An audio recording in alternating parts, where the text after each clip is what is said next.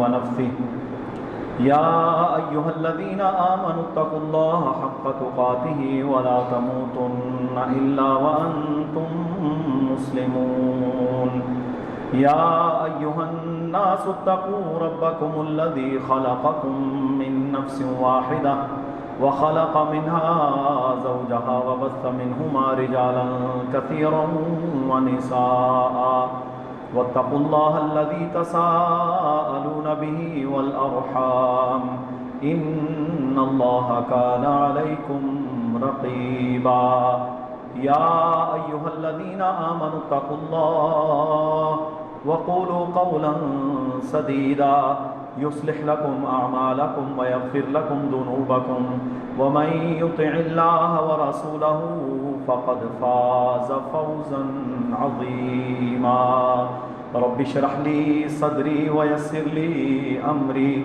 واحلل عقدة من لساني يفقهوا قولي اللهم صل على محمد وعلى آل محمد كما صليت على إبراهيم وعلى آل إبراهيم إنك حميد مجيد اللهم بارك على محمد وعلى آل محمد كما باركت على إبراهيم وعلى آل إبراهيم إنك حميد مجيد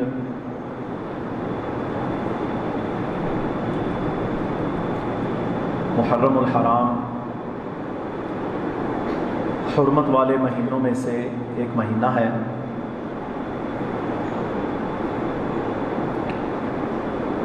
اس مہینے کی فضیلت نبی صلی اللہ علیہ وسلم نے خود اپنی زبان سے بیان فرمائی ہے، اور آپ صلی اللہ علیہ وسلم نے اسے ان 4 حرمت والے مہینوں میں قرار دیا۔ اسی طرح ماہ محرم الحرام کے بارے میں حدیث ہے، آپ صلی اللہ علیہ وسلم نے اسے شہر اللہ المحرم قرار دیا، اللہ کا مہینہ محرم۔ سارے مہینے اللہ کے ہیں، لیکن محرم کو بالخصوص اللہ کا مہینہ قرار دیا۔ اس ماہ مبارک میں جو کہ حج کے مہینوں میں آتا ہے، کچھ ایسے واقعات اور سانحات رونما ہوئے جن کو بنیاد بنا کر امت مسلمہ میں فرقہ واریت اور ایسے امور کی بنیاد رکھی گئی جن کا قرآن اور سنت اور وحی سے کوئی تعلق نہیں تھا۔ یہ دین اللہ کے نبی کی زندگی میں مکمل ہو چکا۔ اللہ تعالی جس نے سب سے پہلے قلم کو پیدا کیا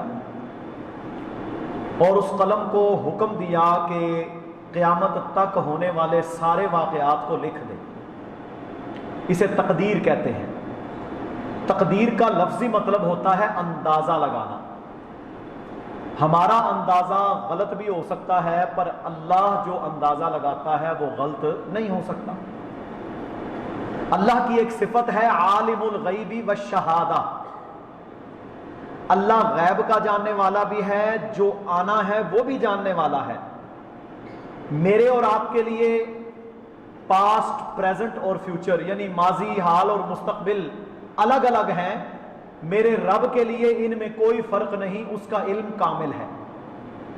اللہ نے جب یہ کہا کہ قیامت تک جو ہونا ہے لکھ دے، اسی طرح ام سلمہ رضی اللہ تعالی عنہا کی حدیث بھی موجود ہے جسے حسن قرار دیا گیا کہ آپ صلی اللہ علیہ وسلم نے سیدنا علی رضی اللہ تعالی عنہ کو اپنی زندگی میں یہ بتا دیا تھا کہ آپ کے بیٹے حسین ابن علی رضی اللہ عنہ کو مظلومانہ طور پر فلاں جگہ پر شہید کیا جائے گا۔ حضرت علی رونا شروع ہو گئے، ظاہر ہے بیٹے کی شہادت کے بارے میں خبر ملی تو آنسو آ گئے۔ ان سب کے باوجود اللہ رب العالمین نے جب 9 ذی الحج امام الانبیاء صلی اللہ علیہ وسلم پر یہ قرآن کی آیت نازل فرمائی، الیوم اکملت لکم دینکم، آج ہم نے میرے نبی آپ پر دین کو کامل کر دیا، وَأَتْمَمْتُ عَلَيْكُمْ نِعْمَتِي، اور اپنی نعمت کو آپ پر تمام کر دیا ہے، وَرَضِيتُ لَكُمُ الْإِسْلَامَ دِينًا، اور اللہ تعالیٰ راضی ہو گیا ہے کہ آپ کا دین اسلام ہے۔ دین اللہ کے نبی کی زندگی میں مکمل ہو گیا، دین میں کمی اور بیشی کا اختیار سیدنا ابو بکر، عمر، عثمان و علی، طلحہ و زبیر کسی کو نہیں ہے رضی اللہ عنہ، کیونکہ دین تو مکمل ہے۔ اب جتنے خلفاء، جتنے صحابہ، جتنے عشرہ مبشرہ، جتنے بدری، جتنے لوگوں نے اللہ کے نبی کو دیکھا، ازواج مطہرات ہیں، اہل بیت اطہار ہیں، وہ سب کس دین کو ماننے کے پابند ہیں جو اللہ کے رسول کی زندگی میں کامل ہو چکا تھا۔ اس دین نے پیدا ہونے کے احکامات، مرنے کے احکامات، ظلم کے احکامات، سوگ کے احکامات، کتنے دن سوگ ہے، سوگ کا طریقہ کیا ہوگا، سب کچھ کھول کھول کر بیان کر دیا، کوئی چیز ڈھکی چھپی نہیں رکھی۔ جب کوئی چیز ڈھکی چھپی نہیں تو پھر وہ شخص جو اپنی مرضی سے دین میں کمی بیشی کرے گا وہ کیا ہے، وہ بدعت کا مرتکب ہے۔ اس میں سب شامل ہیں، چاہے کوئی اپنے آپ کو کچھ بھی کہلائے۔ دین کی تکمیل اللہ کے نبی کی زندگی میں ہو چکی تھی۔ اب میرے بھائیوں، آپ سب جانتے ہیں کہ پاکستان کو خانہ جنگی کا، فرقہ واریت کا، فتنوں کا شکار کرنے کے لیے مختلف ہیلے بہانے استعمال کیے جاتے ہیں۔ اب پاکستان نے ٹھوک کے بیان دیا کہ ہم اسرائیل کو نہیں مانتے۔ پاکستان کے سٹینڈ لینے کی وجہ سے کئی مسلمانوں کے ممالک بھی کھڑے ہو گئے۔ دبئی کے اندر بھی ہلچل مچی۔ یہ دبئی شبئی جو ملک ہے نا، چھوٹے چھوٹے، یہ آپ کی منڈی تحصیل جتنی پوری ریاست ہے، اور ملک بنے بیٹھے ہیں، تو ان کے اندر بھی ہلچل پیدا ہوئی۔ اب پاکستان کو فرقہ واریت اور شر اور خانہ جنگی کی طرف دھکیلنے کے لیے مختلف ٹولز کو کفر ہمیشہ استعمال کرتا رہا ہے۔ اب دیکھیں نا، سیدنا ابو بکر صدیق رسول اللہ صلی اللہ علیہ وسلم پر سب سے پہلے ایمان لانے والے، جن کے ایمان کی گواہی اللہ دے، جن کو جنتی رسول اللہ کی زبان مبارک قرار دے، کوئی بدبخت اٹھ کر برسر منبر اگر اس ہستی کو کافر یا فاجر قرار دے گا تو میرے محترم بھائیوں، اہل سنت کے جو اکثریت مسلمانوں کی 95-98% پاکستان میں ہے، وہ کیا ہوں گے؟ تکلیف میں مبتلا ہوں گے، دل آزاری بھی ہوگی، اور پھر یہ بات الٹیمیٹ ہوتی ہے کہ جب آپ کسی کی محبوب شخصیت پر تان کریں گے تو پھر کوئی نہ کوئی اٹھ کر کوئی ایسا کام کر سکتا ہے جس سے ملک کا امن خراب ہو سکتا ہے۔ اب یہ ذمہ داری ہے حکومت کی کہ وہ ایسے عناصر کی بیخ کنی کرے کہ جو پاکستان میں انتشار پھیلانا چاہتے ہیں۔ اور مجھے اس بات میں کوئی شک نہیں کہ اب اسرائیل پاکستان کو اس تناظر کے اندر جھونکنا چاہتا ہے، لیکن امت مسلمہ کبھی بھی کسی بدبخت کو یہ اجازت نہیں دے گی کہ وہ خلفائے راشدین، صحابہ کرام، اہل بیت اطہار یا کسی پر بھی زبان درازی کرے۔ یہ متفقہ ہے، اس میں کوئی اختلاف نہیں، اس پر قوانین موجود ہیں، لیکن ان قوانین کی امپلیمنٹیشن نہیں ہے۔ حضرت ابو بکر رضی اللہ تعالی عنہ کی شان اور مقام میرے محترم بھائیوں، صرف ایک ہی جملہ کافی ہے، افضل البشری بعد الانبیاء۔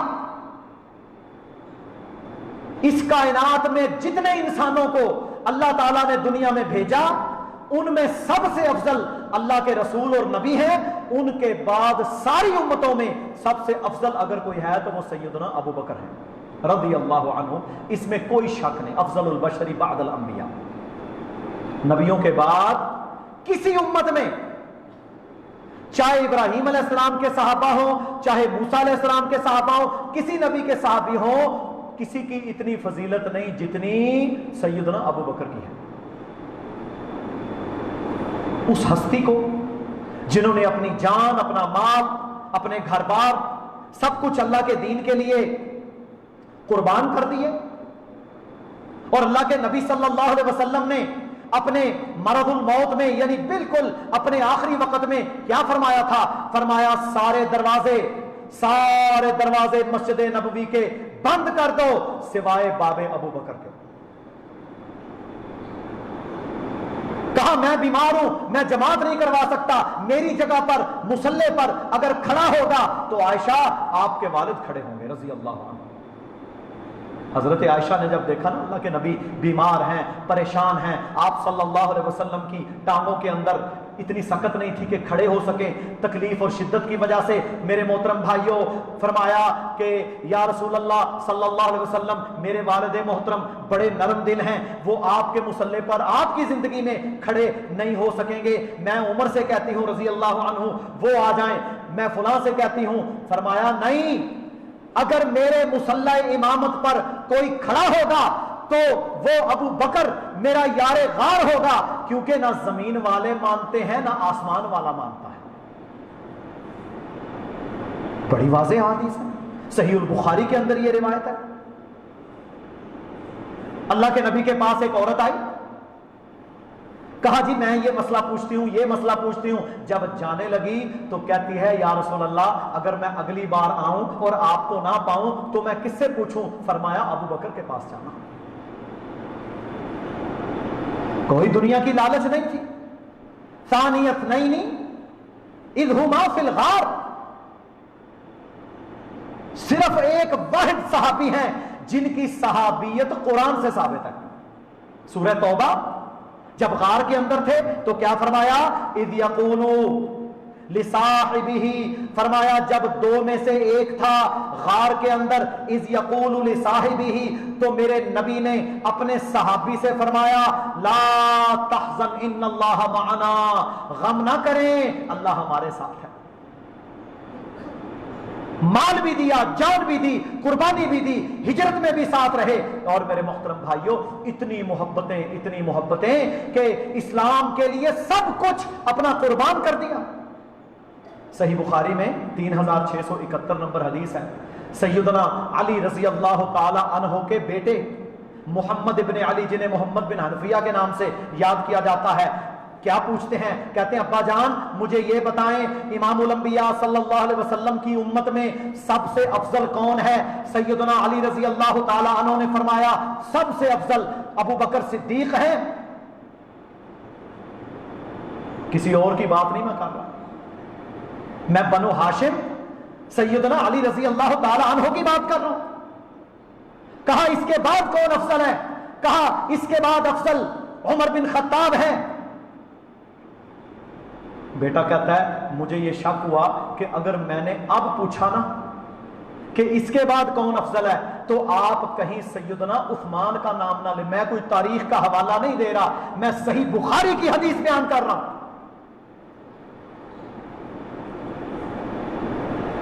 تو میں نے پوچھا جی اس کے بعد کیا عثمان ہے یا آپ ہیں؟ فرمایا نہیں، میں تو امت مسلمہ کا ایک ادنا سا فرد ہوں۔ کیسا منہج رسول اللہ صلی اللہ علیہ وسلم نے سیدنا علی کو سکھایا تھا۔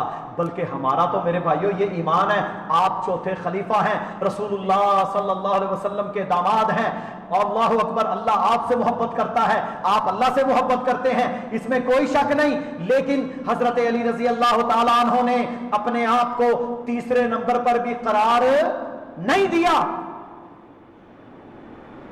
جو جس کا مقام ہے نہ اس کو گھٹاؤ نہ اس کو بڑھاؤ، اور خلیفۃ بلا فصل کون ہے؟ ابو بکر صدیق۔ فصل کہتے ہیں دیوار کو، دیوار کے بغیر اللہ کے نبی صلی اللہ علیہ وسلم اور آپ کے درمیان کوئی دیوار نہیں، آپ خلیفۃ بلا فصل ہیں۔ पूरी उम्मत का इत्तफाक है इस पर, मुत्तफक़ुन अलैह हदीस है, बुखारी में भी है, मुस्लिम में भी है, दीगर हदीस की किताबों में भी है। रसूलुल्लाह सल्लल्लाहु अलैहि वसल्लम ने फरमाया अपनी रफाकत और अपनी दोस्ती में और माल के लिहाज से, कुर्बानियों के लिहाज से जितने एहसानात मुझ पर अबू बकर के हैं और किसी के नहीं। फरमाया अगर मैं अपने अल्लाह के सिवा किसी को खलील बनाता, खलील कहते हैं बड़ा ही गहरा दोस्त, अगर मैं अपने अल्लाह के बाद किसी को खलील बनाता तो मैं अबू बकर रजी अल्लाह ताला अन्हु को बनाता। इतना बड़ा मुकाम है। और मेरे भाइयों, जाहिल, कबार, बाजारी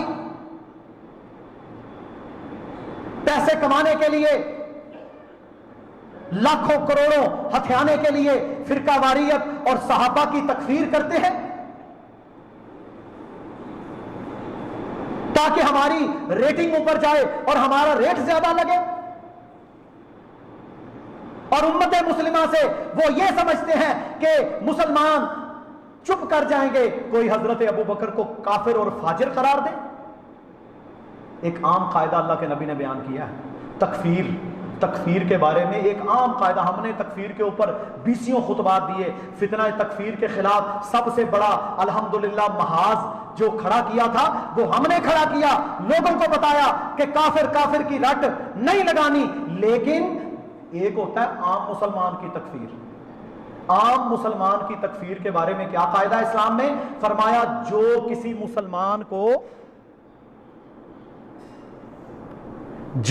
मुसलमान को काफिर करार दे, अगर अगला काफिर है तो ठीक, वरना वो कुफर कहने वाले पर पलट आएगा, वो काफिर हो जाएगा। सही बुखारी में है। यहां अबू बकर और उमर की बात नहीं है, यहां किसी और की बात नहीं है, यहां किसकी बात है? आम मुसलमान की। आम मुसलमान को काफिर करार देने वाला अगर वो काफिर है तो ठीक, अगर वो काफिर नहीं है तो फिर क्या होगा? जिसने बोला ना काफिर है वो दायरा इस्लाम से खारिज हो जाएगा। मजाक बनाया हुआ है। और मेरे भाइयों, आज ये हालात हैं कि शिया के अंदर भी जो मोतदिल लोग हैं ना, वो भी इन जाहिल बदबख्त जाकरों से बड़े तंग हैं, क्योंकि ये है गाली, नुसैरी, सैयदना अली को रब मानने वाले, बल्कि रब से भी ऊपर मानने वाले, अली अल्लाह के नारे लगाने वाले। ऐसे मलऊन मेरे भाइयों, उनका इस्लाम से क्या ताल्लुक है? ये सारी बशारुल असद की औलाद है जो कलमे के आगे अपना नाम लगाता है। ये बातें तो रोजे रोशन की तरह वाज़ेह हैं। और किबार उलमा ने, सऊदिया में लजना ने इसको इन उमूर की वजह से दायरा इस्लाम से खारिज करार दिया। ऐसे गालियों ने पाकिस्तान का सुकून बर्बाद करने की ठानी हुई है। और इसके पीछे फिर मेरे भाइयों यकीनन इसराइल, हिंदुस्तान और दीगर मुल्क तो चाहते हैं कि पाकिस्तान में बदअमनी फैले, पाकिस्तान में फितना हो, इंतशार हो। अब यहां पर कोई खड़ा होकर हजरत अबू बकर की तकफीर करे, हजरत अबू बकर को फाजिर करार दे तो मुसलमान चुप करेगा?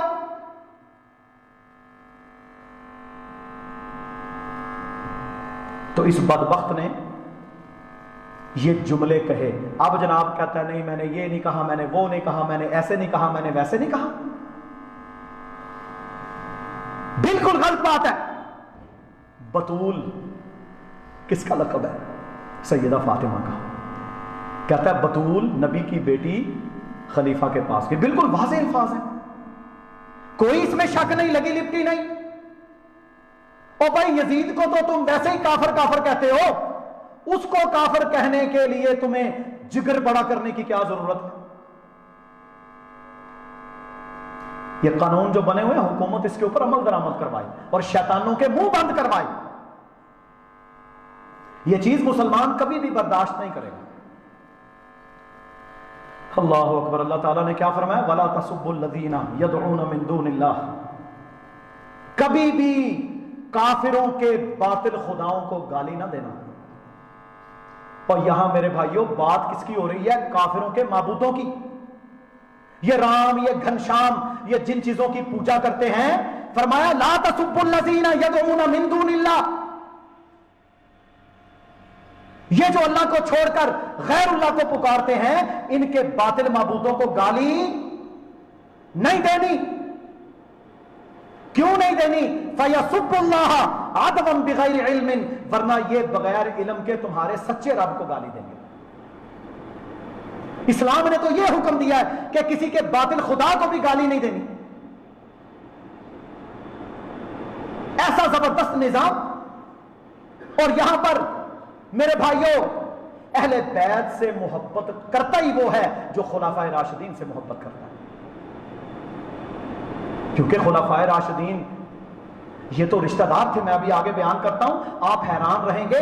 اتنے گہرے تعلقات، اتنی گہری رشتہ داریاں کہ ان رشتہ داریوں میں انسان کسی پر تان تو دور کی بات ہے، گفتگو بھی نہیں کرتا کہ جو اگلے کو بری لگ جائے. اور یہاں 2 ٹکے کا بدمست، شرابی، زانی، بدکار آدمی، سارا سال بے حیائیاں کرنے والے، اور میرے بھائیوں ان کو ممبروں پر چڑھا دیتے ہیں صحابہ اور خلفاء پر بکواس کرنے کے لیے. نہ انہیں نماز کی فکر، نہ روزے کی فکر، نہ اسلام کی فکر. اللہ اکبر کبیرہ. تو میرے محترم بھائیوں، خلفائے راشدین کی آپس میں اتنی گہری رشتہ داریاں تھیں کہ آپ سوچ ہی نہیں سکتے. اور آپ حیران رہیں گے کہ سیدہ ام کلثوم رضی اللہ تعالی عنہا، جو سیدنا علی رضی اللہ تعالی عنہ کی بیٹی اور حضرت فاطمہ سیدۃ النساء رضی اللہ تعالی عنہا کی بیٹی، ان کی شادی کس سے ہوئی؟ خلیفہ دوم سیدنا ابو بکر صدیق عمر بن خطاب رضی اللہ تعالیٰ عنہ سے. یہ صحیح بخاری میں موجود، یہ فقہ جعفری کی تمام معتبر کتب کے اندر موجود ہے. سگی بیٹی کا رشتہ کس کو دیا؟ خطاب کے بیٹے عمر رضی اللہ تعالیٰ عنہ. سسر بھی ہیں ان کے.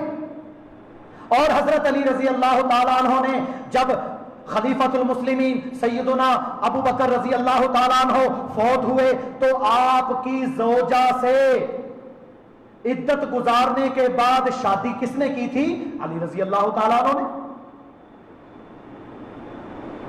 اتنی گہری رشتہ داریاں. فقہ جعفری جو ہے نا، اس کا نام رکھا گیا ہے امام جعفر صادق کے نام پر. میرے بھائیوں، اہل بیت کے روشن ستارے، رسول اللہ صلی اللہ علیہ وسلم کی اولاد، آپ کے بیٹے سیدنا حسین رضی اللہ تعالیٰ عنہ کی لڑی، کیا فرماتے ہیں؟ مختلف کتابوں کے اندر موجود ہے. شیعہ کتب اہل سنت کی ایک نہیں 20 کتابوں کے اندر. کوئی اٹھائے تو صحیح، کوئی پڑھے تو صحیح. حضرت جعفر صادق علیہ رحمہ کیا کہتے ہیں؟ کہتے ہیں مجھے ابو بکر رضی اللہ تعالی عنہ نے 2 بار جنم دیا، 2 بار. کیونکہ ان کی ماں، ان کی والدہ کا کیا نام تھا؟ ام فروہ. امام جعفر صادق کی والدہ کا کیا نام تھا؟ یاد کرو یہ. اور وہ آپس میں رشتہ دار ہیں، ایک ہی خاندان ہے.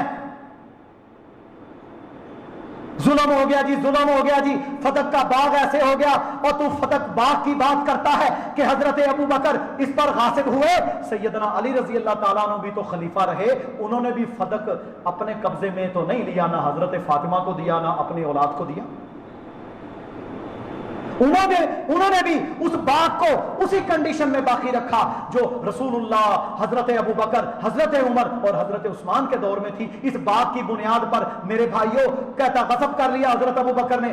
وہ ابو بکر جنہوں نے سارا مال اسلام کے لیے وقف کر دیا، کچھ نہیں لے کر گئے. وفات سے پہلے یہ کہا، او لوگوں مجھے نیا کپڑا نہ کفن کے طور پر پہنانا، مجھے پرانا ہی کافی ہے، مجھے کچھ نہیں چاہیے. غصب کر لیا. جھوٹ کے پلندے، اور جھوٹ بول بول کر لوگوں کو گمراہ کیا جاتا ہے. ہمارے نوجوانوں کو علم ہی نہیں.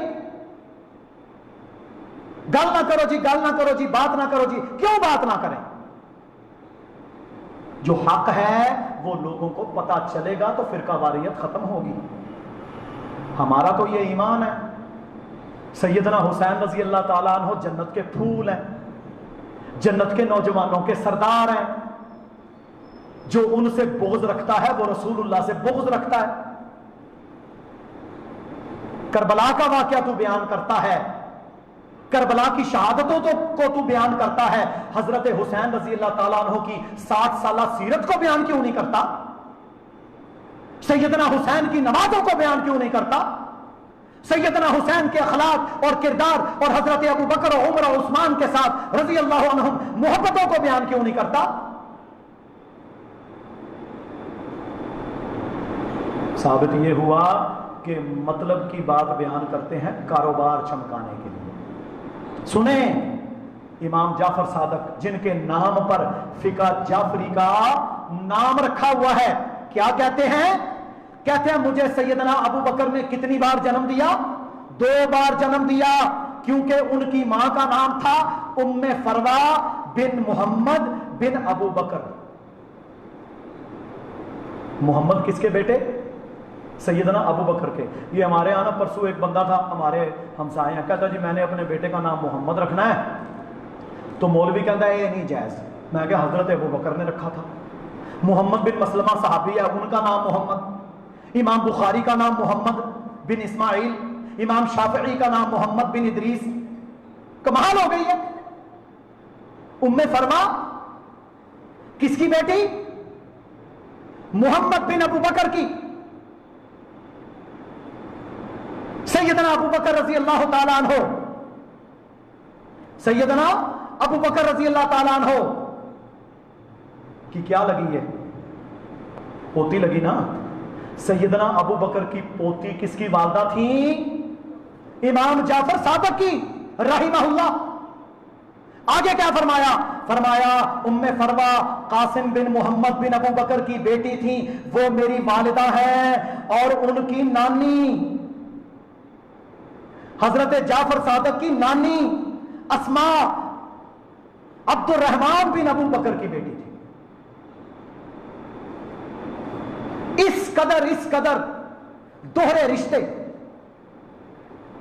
सियर आलाम नवाला के अंदर मेरे भाइयों हाफिज साहबी ने लिखा दोहरे रिश्ते। और इसी तरह मेरे मोहतरम भाइयों, इन रिश्तेदारियों की बुनियाद पर ये यकजान थे, आपस में मोहब्बतें थीं। अब कहते हैं जी बाग़े फदक, बाग़े फदक। ये बाग़े फदक क्या है? ये वो बाग था, ये वो बाग था जो रसूलुल्लाह सल्लल्लाहु अलैहि वसल्लम को खुम्स के तौर पर मिला था, क्योंकि 5वां हिस्सा अल्लाह उसके रसूल का होता है। रसूलुल्लाह सल्लल्लाहु अलैहि वसल्लम ने क्या किया? ये सारा जो बाग था या खैबर के बागात थे, इन सब के अंदर से जो आमदन होती अल्लाह की राह में सदका भी करते, अज़वाजे मुतहरात और अपने घर वालों के खर्चे के लिए इसे रखा हुआ था। रसूलुल्लाह की वफात हुई, हजरत अबू बकर रजी अल्लाह ताला अन्हो खलीफा बने। जब खलीफा बने तो सैयदा फातिमा सैयदतुन निसा रजी अल्लाह ताला अन्हा आई और आकर, चचा जान ये बाग, इसमें ज़ाहिर है बेटी की विरासत होती है। बाप जब फौत हो जाए तो बेटी की विरासत है, खामद फौत हो जाए तो बीवियों की विरासत है। सिर्फ हजरत फातिमा नहीं आई, सैयदा फातिमा भी आई, उम्महातुल मोमिनीन जो जिंदा थी वो भी आई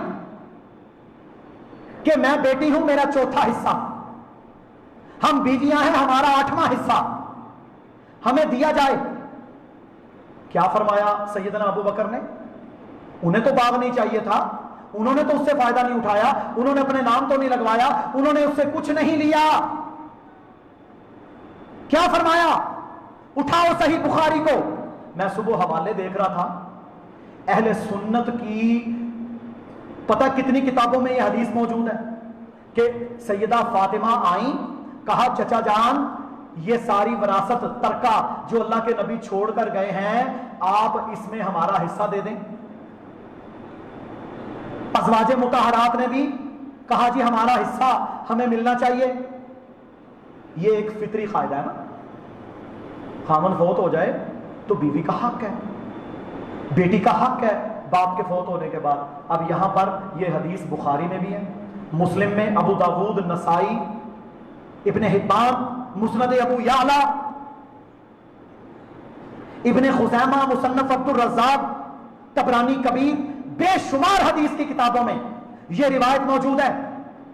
اور انہی الفاظ کے ساتھ کچھ تبدیلی کے ساتھ کافی کے اندر، شیعہ کتب اور بے شمار ان کی کتابوں کے اندر بھی یہ روایت موجود ہے.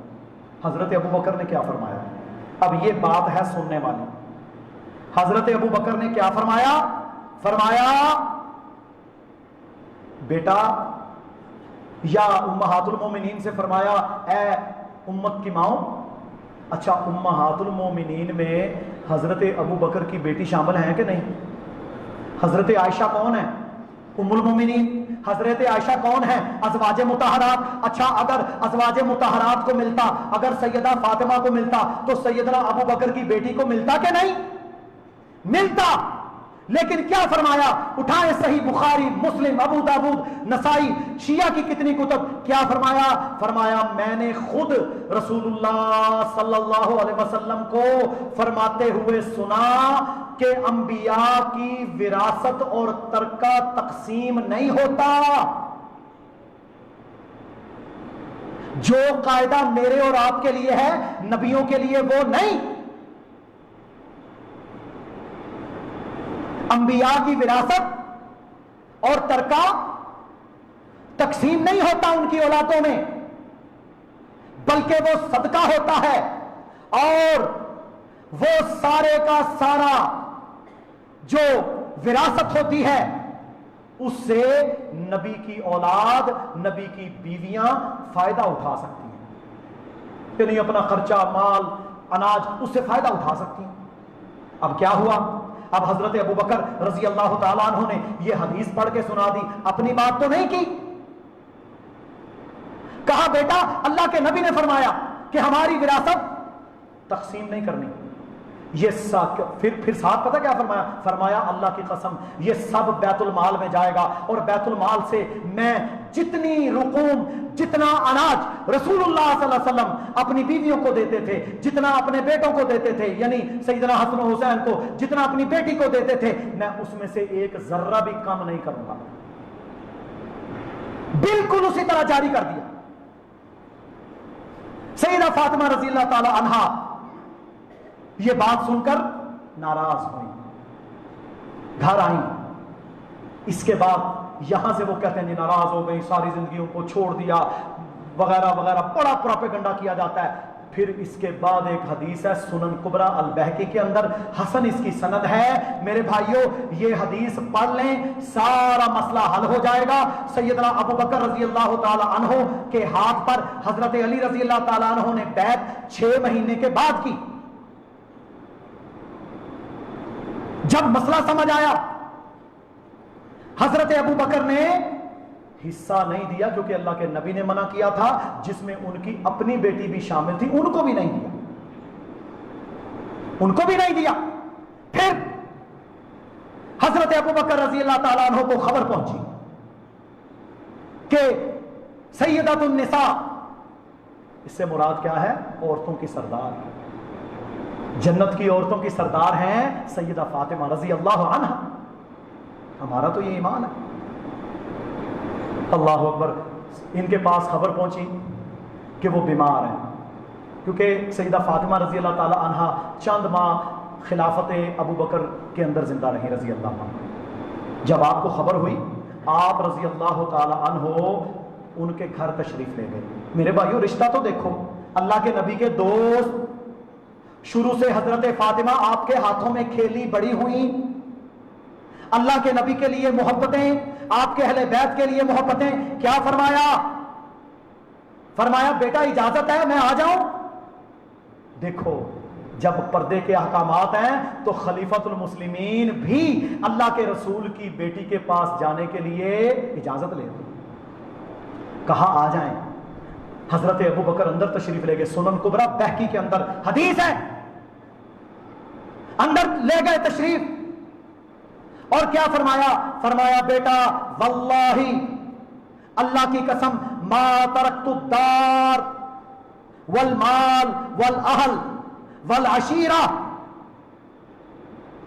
फरमाया अल्लाह की कसम मैंने अपने घर को छोड़ा इस्लाम के लिए, रसूलुल्लाह के लिए, मैंने अपने रिश्तेदारों को छोड़ा, मैंने अपने माल को छोड़ा, मैंने सब कुछ छोड़ा, कुर्बान किया अल्लाह के नबी सल्लल्लाहु अलैहि वसल्लम की मोहब्बत में, अल्लाह की मोहब्बत में, रसूलुल्लाह के अहले बैत की मोहब्बत में। अल्लाह अकबर। मेरे भाइयों, जब ये बातें सुनी ना तो सैयदा फातिमा रजी अल्लाह ताला अन्हा ये सुनकर राजी हो गई और उसके फिर चंद हफ्तों के बाद आप रजी अल्लाह ताला अन्हा की वफात हो गई। झूठा प्रोपेगेंडा, नाउज़ुबिल्लाह। सैयदा फातिमा रज़ी अल्लाह ताला अन्हा के घर पर जी हमला हुआ, हजरत उमर ने आपका घर जला दिया। क्या आप तसव्वुर कर सकते हैं कि वो खुलाफाए राशिदीन जिनके लिए रसूलुल्लाह सल्लल्लाहु अलैहि वसल्लम ने जन्नतों की बशारतें दी, झूठी अबू मुखलिफ और वाकदी कज़्ज़ाब लोगों की रिवायतों की बुनियाद पर खुलाफाए राशिदीन पर तान करते?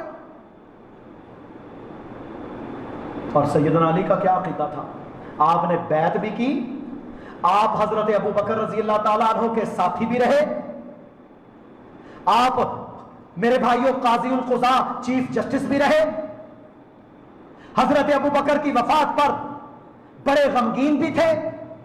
सैयदना उमर रजी अल्लाह ताला अन्हु की शहादत के वक्त सही बुखारी में हदीस है, हजरत अली ने फरमाया था अल्लाह की कसम आपने अपने बाद कोई ऐसा बंदा छोड़ा ही नहीं जिसकी मनहज और रास्ते और सीरत पर चलकर हम ये समझें कि ये अफजल तरीन आदमी है।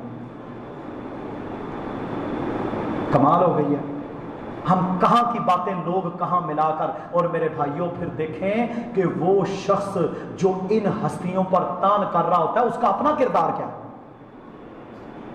उसका अपना किरदार क्या है, और उसके आगे वादा करने वालों का किरदार क्या है। अल्लाह अकबर कबीरा। तो मेरे भाइयों, सैयदना अली रजी अल्लाह ताला अन्हो भी खलीफा रहे कि कोई नहीं।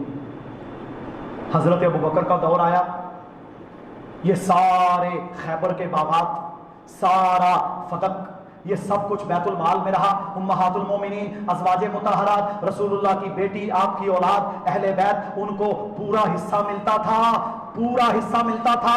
हजरत उमर का पूरा दौर गुजरा 12 साल, पूरा हिस्सा मिलता था। हजरत उस्मान का पूरा दौर गुजरा तकरीबन 13 साल, पूरा हिस्सा मिलता था। हजरत अली रजी अल्लाह ताला अन्हो का पूरा दौर गुजरा। खलीफा थे कि नहीं? खलीफा थे, बाइख्तियार थे। क्या उन्होंने ये बाग, ये सारा तरका जो अल्लाह के नबी छोड़कर गए थे निकाल कर अल्लाह के नबी के अहले बैत को दिया? नहीं दिया, बिल्कुल उसी तरह बाकी रखा जो हजरत अबू बकर करके गए थे। साबित यह हुआ कि हजरत अली का भी वही अकीदा था कि अल्लाह के नबी ने फरमाया हमारी विरासत तकसीम नहीं होती। लो जी, इस बुनियाद पर नाउज़ुबिल्लाह सुम्मा नाउज़ुबिल्लाह हजरत अबू बकर को गासिब करार दिया गया। और फिर आगे बात चलाते चलाते चलाते ये सारा वाकया जो आसफ अलवी बदबख्त ने किया इसी बुनियाद पर है। नाउज़ुबिल्लाह सुम्मा आयतें पढ़ी और जनाब ये आयत पढ़ी, वो आयत पढ़ी और यहाँ की वहाँ बात करके कि वो नाउज़ुबिल्लाह सुम्मा नाउज़ुबिल्लाह नकल कुफर नबाशिद कि वो सिर्फ काफर करने नहीं आई थी, वो फाजिर करने भी आई थी। क्या अल्लाह के नबी सल्लल्लाहु अलैहि वसल्लम की बेटी सैयदा फातिमा रज़ी अल्लाह ताला अन्हा वो मेरे भाइयों ये अकीदा रखती थी? अहादीस कुछ कहती हैं और यहां पर यह प्रोपेगेंडा किया जाता है फदक की बुनियाद पर, सिर्फ दुकानदारी चमकाने के लिए। अल्लाह अकबर कबीरा। तो मेरे मोहतरम भाइयों, सैयदना अबू बकर रजी अल्लाह ताला अन्हो वो हस्ती हैं जिनके इस उम्मत पर एहसानात हैं, उनसे मोहब्बत फर्ज है। अंबिया के बाद सबसे अफजल हस्ती हैं, दीन इस्लाम के लिए सबसे ज्यादा कुर्बानियां देने वाले हैं। और मेरे भाइयों, अल्लाह के नबी के साथ सोए हुए, एक जानिब हजरत अबू बकर हैं, एक जानिब हजरत उमर है। जब हजरत उमर शहीद हुए ना तो सैयदा आयशा रजी अल्लाह ताला अन्हा के पास हजरत अब्दुल्ला बिन उमर गए, कहा मेरी ये ख्वाहिश है कि अमीरुल मोमिनीन को नबी सल्लल्लाहु अलैहि वसल्लम की بائیں طرف دفن کیا گیا. کہا اللہ کی قسم یہ جگہ میں نے اپنے لیے رکھی. حضرت عائشہ کا حجرہ تھا. یہ جگہ میں نے اپنے لیے رکھی ہے کہ میرے والد ہوں گے, ساتھ میرے خامند ہوں گے شوہر نامدار صلی اللہ علیہ وسلم, ساتھ میں دفن ہو جاؤں گی. پر فرمایا میں اپنی جگہ امیر المومنین عمر بن خطاب رضی اللہ تعالی عنہ کو دیتی. پھر جب حضرت عمر دفن ہو گئے تو پھر آپ پردہ کر کے جاتی تھی اندر. پہلے تو والد اور آپ کے شوہر تھے. اتنا مقام اور اس قدر میرے بھائیوں مقام کہ میرے نبی نے فرمایا قیامت کے دن, اب دیکھو اس کے کانسیکوینسز دیکھیں اس حدیث کے. قیامت کے دن جب کہیں سایہ اور پانی نہیں ملے گا اور لوگ پسینوں میں ڈبکیاں کھا رہے ہوں گے. بخاری, مسلم, ترمذی, ابو داؤد, ابن ماجہ, نسائی, مسند احمد, مسند ابو یعلا, 20 کتابوں کے اندر یہ متواتر حدیث موجود ہے. رسول اللہ صلی اللہ علیہ وسلم نے فرمایا قیامت کے دن جب لوگ اپنے پسینوں میں ڈبکیاں کھا رہے ہوں گے اور گرمی کی شدت ہوگی, سایہ نہیں ہوگا, وہاں حوض کوثر اللہ نے جو مجھے عطا کیا ہے, انا اعطیناک الکوثر, جو اللہ نے مجھے عطا کیا ہے, وہاں پر میں ایک پانی کا اس کا گلاس پلا دوں گا تو بندے کو پھر پیاس نہیں لگے گی. اور حوض کوثر پر کیا فرمایا, میرے دائیں طرف ابو بکر کھڑا ہوگا, میری بائیں طرف عمر کھڑا ہوگا. ارے بدبخت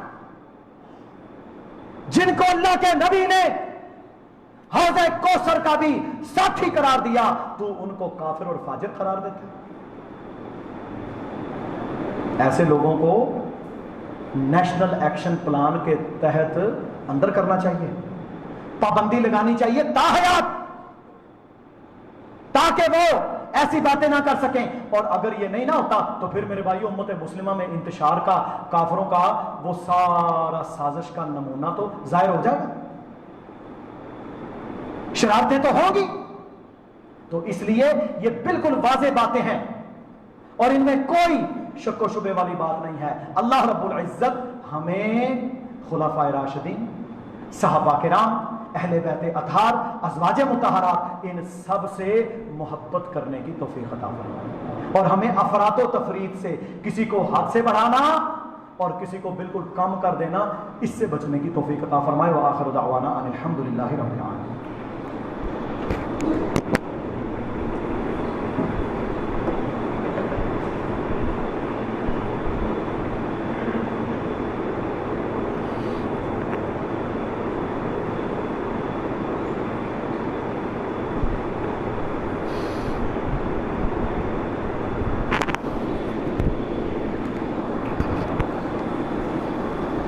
إن الحمد لله نحمده ونستعينه ونستغفره ونعوذ بالله من شرور أنفسنا وسيئات أعمالنا من يهده الله فلا مضل له ومن يضلل فلا هادي له. أما بعد, ایک حدیث بیان کی جاتی ہے, یہ صحیح بخاری میں بھی ہے, دیگر کتابوں میں بھی ہے, کہ نبی صلی اللہ علیہ وسلم نے فرمایا جس نے فاطمہ کو ناراض کیا اس نے مجھے ناراض کیا. یہ صحیح حدیث ہے, صحیح بخاری کی حدیث ہے. لیکن اس کا سیاق و سباق کیا ہے یہ سن لیں. یہ نا حدیث حضرت ابو بکر پر لگاتے ہیں, جبکہ وہ تو راضی ہو گئی تھی حضرت ابو بکر سے, وقتی طور پر تھا, جب مسئلہ سمجھ آ گیا راضی ہو گئی. لیکن یہ حدیث پوری پڑھیں. کہتے ہیں جی اللہ کے نبی نے فرمایا جس نے فاطمہ میری بیٹی رضی اللہ عنہا ان کو ناراض کیا اس نے مجھے ناراض کیا. بالکل صحیح حدیث ہے, بخاری میں ہے. یہ حدیث کا سیاق و سباق کیا ہے پتہ ہونا چاہیے کہ نہیں. سیاق و سباق یہ ہے کہ سیدنا علی رضی اللہ تعالی عنہ نے ایک دفعہ رسول اللہ صلی اللہ علیہ وسلم کی زندگی میں ابو جہل کی بیٹی سے شادی کرنے کا ارادہ کیا. یہ صحیح بخاری کی لمبی حدیث ہے. کس نے ارادہ کیا؟ حضرت علی نے. ان کے لیے جائز تھا. حضرت فاطمہ رضی اللہ تعالی عنہ فطری طور پر پریشان ہوئی. اور بھائی اللہ کے نبی صلی اللہ علیہ وسلم کی 9 ازواج تھیں ایک وقت میں, ٹوٹل 11. ٹھیک ہے, ازواج مطہرات, ان کا بھی آپس میں کچھ نہ کچھ برتن کھڑکتا رہتا تھا. یہ ایک فطری بات ہے. سوکن کو 100% کوئی بھی برداشت نہیں کر سکتا. پاکستانی تو کہتے ہیں زہر پیا, انہیں دوسری شادی کا نام لیا کیوں؟ ہمارے تو یہاں یہ ہے نا, لیکن شریعت میں کیا ہے؟ شریعت میں اللہ نے اجازت تو دی ہے، یہاں کی عورتوں کہ انہوں زہر پیا۔ بات یہ ہے کہ سیدہ فاطمہ رضی اللہ تعالی عنہا پریشان ہوئی کہ ابو جہل کی بیٹی سے شادی کر رہے ہیں۔ اچھا، ابو جہل کی بیٹی سے شادی کے حوالے سے رسول اللہ صلی اللہ علیہ وسلم بھی پریشان ہوئے کہ اسلام کا سب سے بڑا دشمن ہے اور میرے داماد نے اس کی بیٹی کے ساتھ نکاح کرنے کا ارادہ کیا۔ تو آپ نے حضرت علی کو بلایا۔ حضرت علی آپ کے چچا کے بیٹے تھے لیکن بیٹوں کی طرح تھے، آپ نے پالا پوسا، بچپن میں آپ کے ساتھ رہے، داماد بھی تھے۔ تو بلایا اور کہا علی میں تم پر حلال کو حرام نہیں کر رہا، یعنی تیرے آپ کے لیے کوئی بھی دوسرا نکاح کرنا جائز ہے، لیکن ابو جہل کی بیٹی سے، اسلام کا جو دشمن ہے، اس کے ساتھ نکاح نہ کرو جب تک میں ہوں۔ ابو جہل کی بیٹی بھی اگر مسلمان ہو جائے تو کوئی حرج نہیں، لیکن آپ نے بڑی واضح بات کی۔ اور اس حدیث میں پھر آپ صلی اللہ علیہ وسلم نے فرمایا کہ میری بیٹی اس وجہ سے پریشان ہے کہ اسلام کے سب سے بڑے دشمن کی بیٹی میری سوکن بنے گی۔ اور فرمایا کیا فرمایا؟ فرمایا جس نے فاطمہ کو ناراض کیا اس نے مجھے ناراض کیا۔ یہ ہے حدیث، اٹھائیں صحیح بخاری پوری پڑھ لیں۔ اب اس میں کیا یہ حضرت ابو بکر کے بارے میں ہے؟ اور بھائی یہ تو ایک اور سیاق و سباق کے اندر اللہ کے نبی نے حضرت علی کو فرمایا تھا رضی اللہ تعالیٰ عنہ، اٹھا کے کہاں کی بات کہاں لگا دیتے ہیں اور تان کرنے کا موقع ڈھونڈتے ہیں۔ کتنی واضح روایت ہے۔ تو میرے محترم بھائیوں، بات یہ ہے کہ فتنہ پرستی پھیلتی تب ہے جب جہالت ہوتی ہے، جب منبر پر جاہل کھڑا ہوگا جو جھوٹ اور میرے بھائیوں واہی روایات اور من گھڑت قصے بیان کر کر کے ایک ہی کام ہے، نعوذ باللہ، کہ ازواج مطہرات پر کیچڑ اچھالا جائے، خلفائے راشدین پر کیچڑ اچھالا جائے، تو پھر میرے بھائیوں شاری۔ اسی طرح سیدنا حسین رضی اللہ تعالیٰ عنہ کی شہادت بہت بڑا سانحہ ہے۔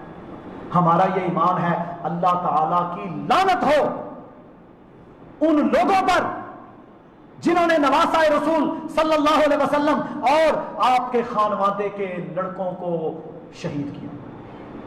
نوجوانوں کو اللہ کی لعنت ہو، کبیرہ گناہ ہے۔ حضرت حسین رضی اللہ تعالیٰ عنہ کردار کے پختہ، ایمان میں پختہ، اور آپ رضی، میں نے بے شمار مرتبہ یہ تفصیلی واقعہ بیان کیا ہے، صرف ایک بات بیان کرتا ہوں۔ آپ مدینہ سے چلے، دیکھیں نا، سیدنا علی رضی اللہ تعالی عنہ کی شہادت ہوئی، آپ زخمی ہوئے، آپ نے اپنے بعد کسے خلیفہ مقرر کیا؟ حضرت حسن کو، اپنے بیٹے کو۔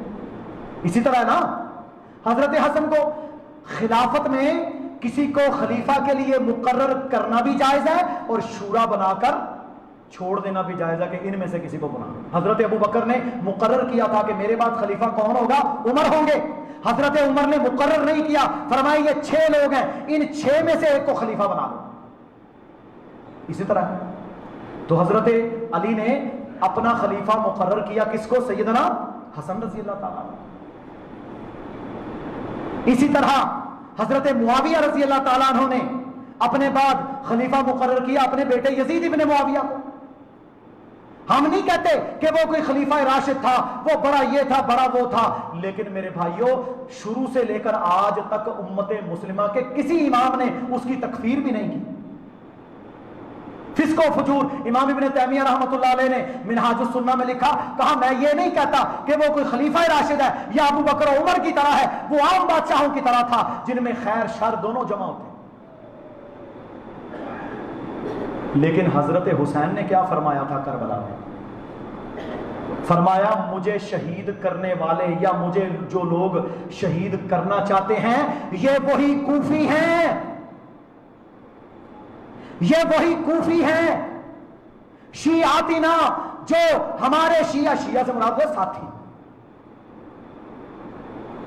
یہ وہی کوفی ہیں، شیعاتنا، ہمارے شیعہ، جنہوں نے مجھے اتنے خط لکھے اور کوفہ میں بلایا اور آج مجھے شہید کرنا چاہتے ہیں۔ پھر جب وہ نہ مانے، دیکھو نا، مسلم بن عقیل آئے، مسلم بن عقیل کو انہوں نے شہید کیا، حضرت حسین آئے رضی اللہ تعالیٰ عنہ. یہ مدینہ ہے، یہ کوفہ ہے، یہ شام ہے. آپ رضی اللہ تعالیٰ عنہ کی شہادت کربلا میں ہو رہی ہے. کربلا والا روٹ مکہ سے کوفہ والا روٹ نہیں ہے، یہ میرے بھائیوں کوفہ سے شام والا روٹ ہے. تبری میں لکھا، البدایہ والنہایہ میں لکھا، ابن اسیر نے الکامل میں لکھا، اہل سنہ کی بے شمار کتب جو میرے بھائیوں تاریخ کی ہیں ان کے اندر یہ لکھا ہوا ہے. حضرت حسین نے جب دیکھا نا کہ یہ کوفی سارے باغی ہو گئے، 40,000 بندہ پہلے بیعت کرتا ہے، آپ آئے جناب یہ ہے وہ ہے. جب جناب عبید اللہ بن زیاد بدبخت ہے، وہ تو پرانا گنڈا تھا، وہ تو بدماش ٹائپ آدمی تھا. اور حکمرانوں کی آج کل بھی یہی حالت ہے. آپ دیکھ لیں جتنے وزیر ہیں، جتنے ایم این اے ہیں، ان میں سے 95% گنڈے، بدماش، چور، زانی، قابضہ گروپ. ایک بندے کا بچہ نہیں آپ کو ملے گا. جو 5% بیچارے کوئی ہیں شریف شروف، ان کو سنتا ہی کوئی نہیں. جو گنڈا بدماش ہی آتا ہے نا آگے. آپ کسی شریف آدمی کو، وہ نیک متقی پرہیزگار عالم ہو، حافظ ہو، بہترین بندہ ہو، اسے ووٹ ہی کوئی نہیں دیتا. گنڈے بدماش کو دیں گے.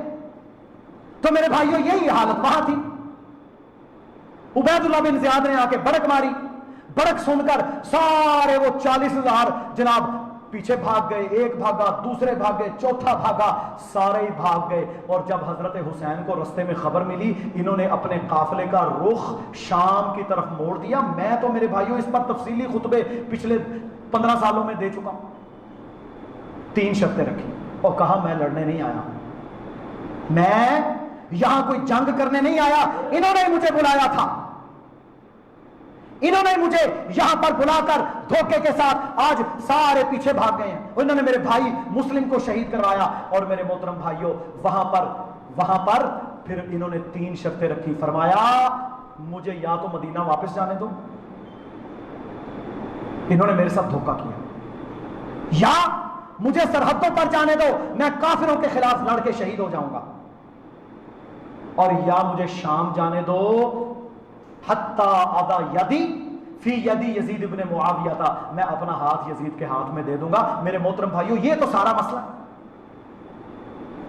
جو تاریخ کے اندر پھرا پڑا ہے. فرمایا مجھے ان غداروں نے بلا کر شہید کروایا اور مجھے سب روکتے رہے.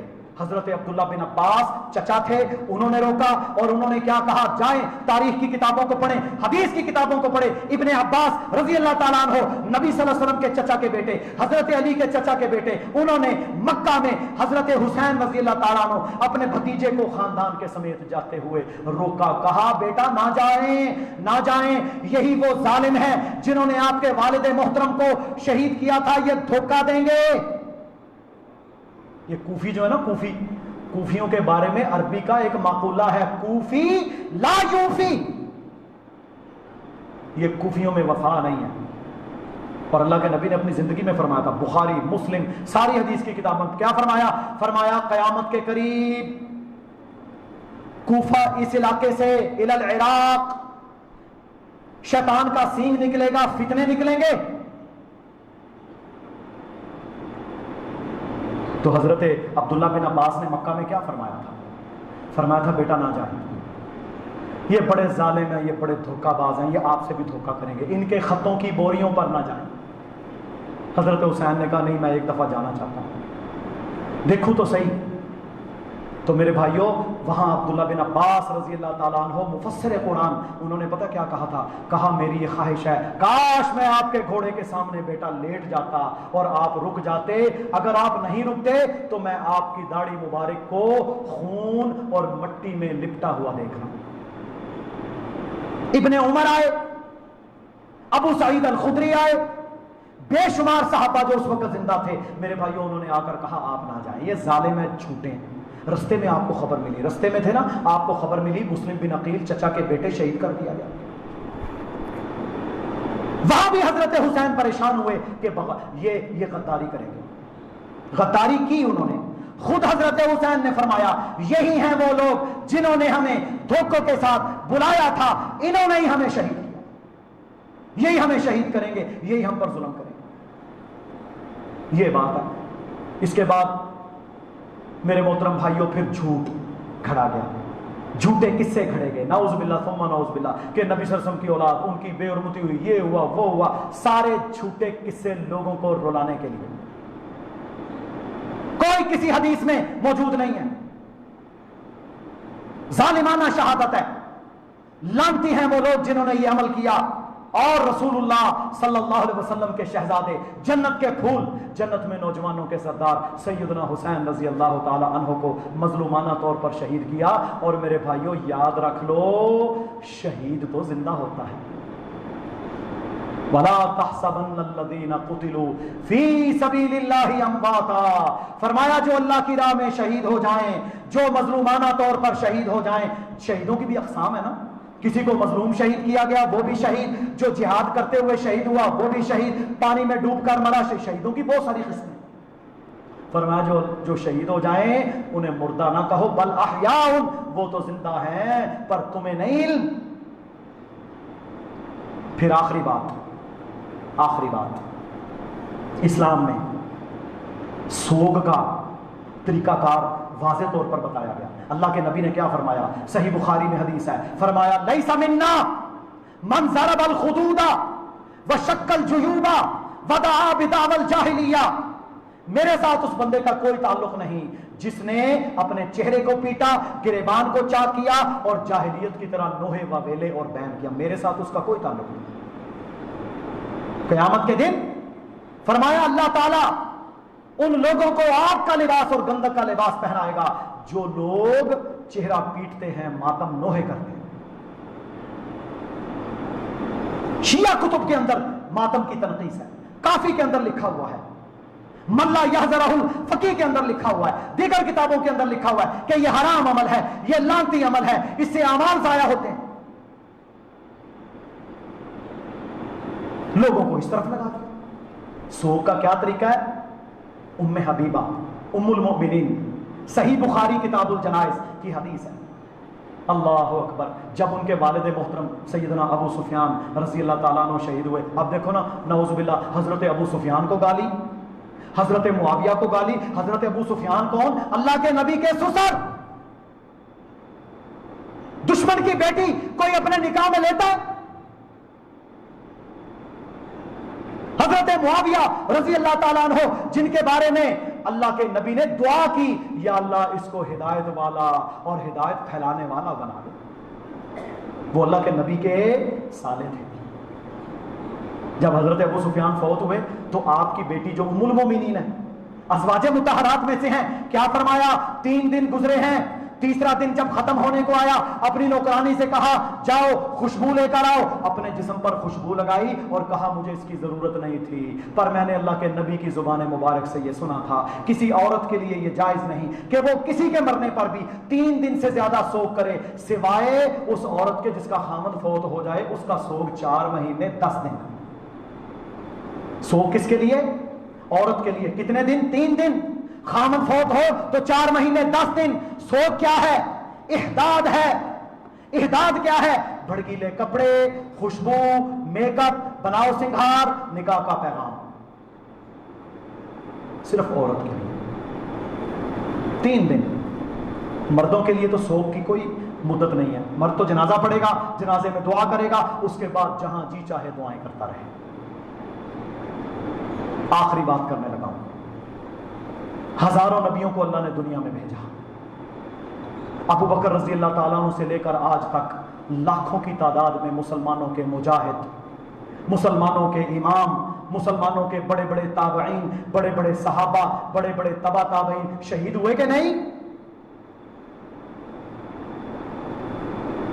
بدر کی شہادتیں، احد کی شہادتیں، احزاب حنین کی شہادتیں، یرموک کی شہادتیں، قادسیہ کی شہادتیں، اور اس سے پہلے اس سے بھی بڑی شہادتیں، حضرت یحییٰ علیہ السلام کی شہادت، حضرت زکریا علیہ السلام کی شہادت،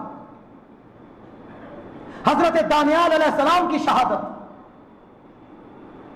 حضرت حنظلہ بن صفوان علیہ السلام کی شہادت، بڑے بڑے انبیاء ان کی شہادتیں ہوئیں، اور تفاسیر میں لکھا ہوا ہے ایک ایک دن میں 40 بنی اسرائیل نے اپنے نبیوں کو شہید کیا۔ اگر مسلمان سید الشہداء حضرت حمزہ کی شہادت اللہ کے نبی کی زندگی میں ہوئی نا. احد کے میدان میں حضرت حمزہ کی شہادت بھی ہوئی, آپ کا نعوذ باللہ مسئلہ بھی کیا گیا, کلیجہ بھی کاٹا گیا, سب کچھ ہوا. کیا اللہ کے نبی نے ماتم کیا؟ کیا اللہ کے نبی نے جلوس نکالے؟ کیا اللہ کے نبی نے نعوذ باللہ زنجیر زنی کا حکم دیا؟ اگر امت مسلمہ کے لوگ نبیوں سے لے کر صحابہ تابعین تبع تابعین کے شہداء کی اس طرح سوگ منانا شروع ہو جائیں تو پورے سال میں کوئی ایک دن بھی نہیں بچتا جس میں سوگ نہ ہو. سارا سال پھر پیٹتے رہو, سارا سال پھر سوگ میں رہو. نہ نکاح جائز, نہ بیوی کے پاس جانا جائز, نہ شادی جائز. یہ کیا لوگوں نے میرے بھائیوں کا, اور اہل سنت کے لوگ بھی بیگی بلی بن کے ہر وہ بات جو کفر شرک خباستیں سب ایکسپٹ کرتے جا رہے ہیں. دیکھیں نکاح میں کنجر خانہ نہ ہو, نکاح میں ڈانس گانا یہ تو ویسے ہی ناجائز ہے. نکاح عبادت ہے, نکاح سنت ہے, نکاح دین ہے, چاہے 10 محرم کو کرو. پھر کہتے ہیں جی قاسم دی مہندی, یہ مہندی تو ہے ہی ہندوؤں کی رسم. مہندی تو شادی کی نکلتی ہے نا. عجیب و غریب قسم کے جھوٹے وا خود محرم کے اندر شادی حلال قرار دے رہے ہیں, قاسم دی مہندی. تو بات یہ ہے دین پر چلیں. دین قرآن و سنت کا نام ہے, دین وحی الہی کا نام ہے. اللہ کے نبی 23 سالہ زندگی گزار کر گئے ہیں, آپ نے سب کچھ بتا دیا, ہر چیز واضح طور پر بیان کر دی ہے. جب آپ اس پر چلیں گے آپ افراط و تفرید سے بچ جائیں گے, ورنہ بربادی ہی بربادی ہے. اور محرم میں کرنا کیا ہے؟ اللہ کے نبی سے فرمایا 9 اور 10 محرم کا روزہ رکھا کرو. کل 9 پرسوں 10 روزہ رکھیں. یہودی رکھتے تھے, حضرت موسیٰ علیہ السلام کو اللہ نے فتح عطا کی, آزادی اور فتح کی خوشی میں رسول اللہ نے روزہ رکھا. آپ کو پتا تھا کہ سیدنا حسین کی شہادت ہونی ہے, اس کے باوجود روزہ رکھا. اور فرمایا کہ رمضان کے روزوں کے بعد سب سے افضل نفلی روزے محرم کے روزے ہیں. 9 اور 10 کا روزہ رکھیں اور 1 سال کے گناہ معاف. یہ عمل نہیں کرتے. سبیلا لگاؤ, پانی پیو, الٹا کام, ہر وہ کام جو شریعت نے بتایا اس کے الٹ چلنا ہے. دین پر آ جائیں, کتاب و سنت پر آ جائیں. یہی میرے بھائیوں کامیابی کا راستہ ہے. ہمیں کوئی کسی کے ساتھ ذاتی دشمنی نہ تھی نہ ہے. ہم تو فرقہ واریت پاکستان میں انتشار کے خلاف ہیں, لیکن حق یہی ہے کہ دین اللہ کی وحی کا نام ہے, دین رسول اللہ کی سنت کا نام ہے. اس کے علاوہ دین کوئی نہیں. اللہ تعالی ہمیں افراط و تفرید سے بچتے ہوئے سیدھی راہ پر چلنے کی توفیق عطا فرمائے. آخری اعلان ہے, حاجی بشیر صاحب مرکز کے سامنے رہتے ہیں, یہاں کے پکے نمازی ہیں, ان کی بھابھی فوت ہو گئی ہیں. ان کی نماز جنازہ کھائی کے اندر 3 بجے ادا کی جائے گی. جو بھائی وہاں شامل ہونا چاہے ہو جائیں. اللہم اغفر لنا وللمؤمنین والمؤمنات والمسلمین والمسلمات والف بین قلوبہم واصلح ذات بینہم وانصرہم علی عدوک وعدوہم. اللہم لعن الکفرۃ الذین یصدون عن سبیلک ویکذبون رسلک ویقاتلون اولیاءک. اللہم خالف بین کلمتہم وزلزل اقدامہم وانزل بہم بأسک الذی لا ترده عن القوم المجرمين. اللهم انصر الاسلام والمسلمين. اللهم اعز الاسلام والمسلمين. اللهم انصر المجاهدين في كل مكان. اللهم انصرهم واحفظهم. ربنا آتنا في الدنيا حسنة وفي الآخرة حسنة وقنا عذاب النار. سبحان ربك رب العزة عما يصفون وسلام على المرسلين والحمد لله رب العالمين.